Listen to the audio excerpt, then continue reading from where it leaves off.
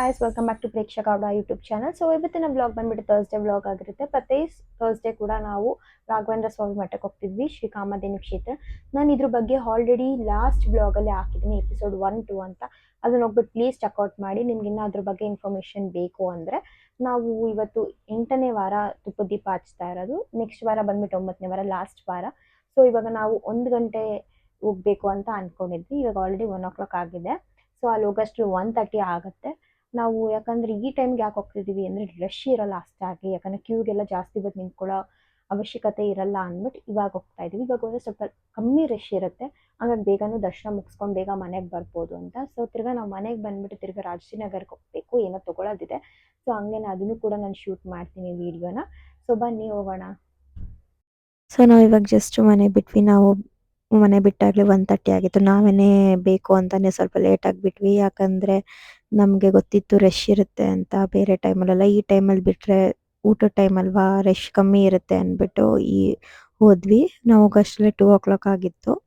So ನಾವು ಹೋಗಿದ ತಕ್ಷಣ ಕ್ಯೂ ಅಲ್ಲಿ ನಿಂತ್ಕೊಂಡು ದೀಪ ಎಲ್ಲ ಇಸ್ಕೊಂಡು ಕ್ಯೂಗೆ ಹೋಗಿ ನಿಂತ್ಕೊಂಡ್ವಿ. 10 ನಿಮಿಷ ಆಯಿತು ಅಷ್ಟೇ, ಬೇಗ ಬೇಗ ಮೂವ್ ಆಗೋಯ್ತು. ಬೇಗನೆ ದರ್ಶನ ಮುಗೀತು ನಮ್ಮದು ಈ ಸಲ.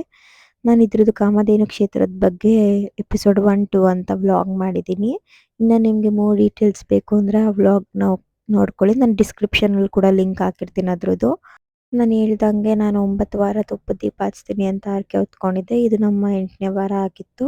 ನೆಕ್ಸ್ಟ್ ವಾರ ಬಂದ್ಬಿಟ್ಟು ಲಾಸ್ಟ್ ವಾರ ಆಗಿತ್ತು. ಹಂಗೇನೆ ಮುಗಿಸ್ಕೊಂಡು ಪ್ರಸಾದಕ್ಕೆ ಹೋದ್ವಿ. ಇವತ್ತು ಕಮ್ಮಿ ಇದ್ದಿದ್ದರಿಂದ ಬೇಗನೆ ಅದು ಕ್ಯೂ ಮೂವ್ ಆಯಿತು. ಪ್ರತಿ ಗುರುವಾರ ಭಾನುವಾರದೊತ್ತು ಮೊಸರನ್ನ ಪ್ರಸಾದ ಕೊಡ್ತಾರೆ. ನಾವು ಪ್ರಸಾದ ತಿನ್ಕೊಂಡು ಮನೆ ಕಡೆ ಹೊರಟ್ವಿ. ಮನೆಗೆ ಹೋಗೋ ಅಷ್ಟರಲ್ಲೇ 3:30 ಆಗಿತ್ತು. ಅಲ್ಲೇ ಸ್ವಲ್ಪ ಟೈಮ್ ಸ್ಪೆಂಡ್ ಮಾಡಿ ಹೋದ್ವಿ. ಮನೆಗೆ ಹೋಗಿ ನೋಡಿದ್ರೆ ಅವಳೊಬ್ಳೇ ಆಟ ಆಡ್ತಾ ಇದ್ಲು ಕುತ್ಕೊಂಡು. ರೂಮ್ ಒಳಗಡೆ ಒಳ್ಳೆ ಲಾಕ್ ಹಾಕಿ ಹೋಗ್ತೀವಲ್ಲ, ಅವಳಿಗಿನ್ನ ಗೊತ್ತಾಗ್ತಿಲ್ಲ ನಾವು ಆಚೆ ಹೋಗೋದೆಲ್ಲ. ಅವಳೊಬ್ಳೆ ಹೋಗಿ ಕುತ್ಕೊಂಡು ಆಟ ಆಡ್ತಾ ಇದ್ಲು. ನಾವು ಸ್ವಲ್ಪ ಹೊತ್ತು ರೆಸ್ಟ್ ಮಾಡಿ 5:30 ಹಂಗೆ ಆಚೆ ಹೋಗ್ಬೇಕಾಗಿತ್ತು. ನಾವಿವಾಗ ಶೂ ಶಾಪ್ ರಾಜಾಜಿನಗರಕ್ಕೆ ಹೋಗ್ತಾ ಇದ್ವಿ. ಅಲ್ಲಿ ಆಫರ್ ನಡೀತಿತ್ತು, ಸುಮ್ಮನೆ ನೋಡ್ಕೊಂಡು ಬರೋಣ ಹೆಂಗಿದೆ ಶೂಸ್ ಎಲ್ಲ ಕಲೆಕ್ಷನ್ಸ್ ಅಂತ ಹೋಗ್ತಾ ಇದ್ವಿ. ನಾವಲ್ಲೋದಾಗ ತುಂಬ ಜನನೇ ಇದ್ದರು. ಆಫರ್ಸ್ ಅಂದ್ಬಿಟ್ಟು ಎಲ್ಲ ಜನನು ಬಂದಿದ್ದರು. ಆಫರ್ ಏನಿತ್ತು ಅಂದರೆ ಬೂಟ್ಸ್ ಬಂದುಬಿಟ್ಟು 1000ಗೆ 2 ಪೇರ್ಸು, ನಾರ್ಮಲ್ ಶೂಸ್ ಬಂದುಬಿಟ್ಟು 1000ಗೆ 3 ಪೇರ್ಸ್ ಇತ್ತು. ಮತ್ತು ಲೇಡೀಸ್ ಸ್ಯಾಂಡಲ್ಸ್ ಬಂದುಬಿಟ್ಟು 1000ಗೆ 5 ಪೇರ್ಸು, ಹೀಲ್ಸ್ ಬಂದುಬಿಟ್ಟು ಲೇಡೀಸ್ದು ಹೀಲ್ಸ್ ಬಂದುಬಿಟ್ಟು 1000ಗೆ 3 ಪೇರ್ಸ್ ಅಂತ ಆಫರ್ಸ್ ನಡೀತಿತ್ತು.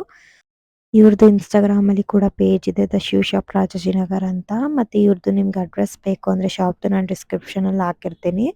ಇಲ್ಲಿ ಒಳ್ಳೊಳ್ಳೆ ಕಲೆಕ್ಷನ್ಸ್ ಇದೆ. ಹುಡುಗರಿಗೆ ಏನಾದ್ರೂ ಶೂಸ್ ಬೇಕು ಅಂದರೆ ಇಲ್ಲಿ ಬಂದು ನೀವು ವಿಸಿಟ್ ಮಾಡ್ಬೋದು. ಇವ್ರದ್ದು ತುಂಬಾ ಆಫರ್ಸ್ ಇದೆ ಹುಡುಗರಿಗೆ. ಮತ್ತು ವೆರೈಟಿ ಕಲೆಕ್ಷನ್ಸ್ ಇದೆ. ಟೀ ಶರ್ಟ್ಸು, ಜಾಕೆಟ್ಸು ಮತ್ತು ಕ್ರಾಕ್ಸು ಎಲ್ಲ ಇದೆ. ನಿಮ್ಗೆ ಇಷ್ಟ ಆದರೆ ಬಂದು ಇಲ್ಲಿ ತೊಗೊಂಡು ಹೋಗ್ಬೋದು. ಮತ್ತು ಬರ್ಕಿನ್ ಸ್ಲಿಪ್ಪರ್ಸ್ ಕೂಡ ಇದೆ, ಅವೈಲಬಲ್ ಇದೆ ಇಲ್ಲಿ. ಹುಡುಗಿರ್ದು ಕೂಡ ಕ್ರಾಕ್ಸ್ ಎಲ್ಲ ಅವೈಲಬಿಲಿಟಿ ಇದೆ.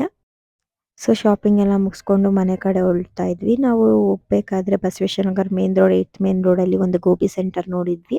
ಬರ್ಬೇಕಾದ್ರೆ ತಿನ್ನೋಣ ಅಂತ ಅಂದ್ಕೊಂಡು ಹೊಸದಾಗಿ ಓಪನ್ ಆಗಿತ್ತು. ಸೊ ಅಲ್ಲಿ ಬಂದುಬಿಟ್ಟು ತಿನ್ಕೊಂಡು, ಅಲ್ಲೂ ಟೇಸ್ಟ್ ಕೂಡ ಚೆನ್ನಾಗಿ ಮಾಡಿದರು. ತಿನ್ಕೊಂಡು ಹಂಗೆ ಮನೆ ಕಡೆ ಹೊರಟ್ವಿ. ಸೊ ನಾನು ಇವತ್ತಿನ ವ್ಲಾಗ್ನ ಇಲ್ಲೇ ಎಂಡ್ ಮಾಡ್ತಾ ಇದ್ದೀನಿ. ನಿಮ್ಗೆ ಇಷ್ಟ ಆಗಿರೋ please to like, share, subscribe ಮಾಡಿ. Thank you for watching my videos. Bye.